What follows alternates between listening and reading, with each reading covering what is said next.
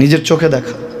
কিছুদিন আগে একটা জানাজা পড়িয়েছে, খোদার কসম করে বলছে 6:30 ইন্তেকাল করেছে। হসপিটালের বিল দেনেওয়ালা নাই, 4 সন্তান। অ্যাম্বুলেন্সে ঘরে ঘরে আসবে, 1000-1200 টাকার বিল দেনেওয়ালা নাই।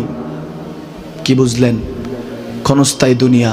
মুমিনের কম থাকলেও আমি বলি, কেউ যদি এসে বলে হুজুর একটু দোয়া করেন, খুব পেরেশানিতে আছি, আমি তার হাত চুমু খেয়ে বলি তোমাকে মোবারকবাদ, আল্লাহ তোমাকে ভালোবাসে।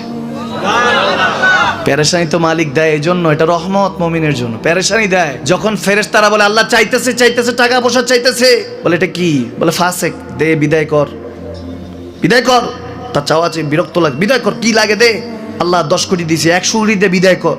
মুমিন যখন চাইতে থাকে আল্লাহ আমাকে কিছু লাগবে, যখন একটু করে চায় আমার মাটাকে সুস্থ করে দাও, বাবাটাকে আল্লাহ আমার স্ত্রীকে, আমার আমাকে একটু তৌফিক দাও, চাইতে থাকে মুমিন। আল্লাহ বলে যখন ফেরেশতারা দেখে মুমিন চাচ্ছে, দেরি করতে পারে না, তাড়াতাড়ি খাজানা নিয়ে দিতে নেবে, আল্লাহ বলে রাখোস না, এত তাড়াহুড়ো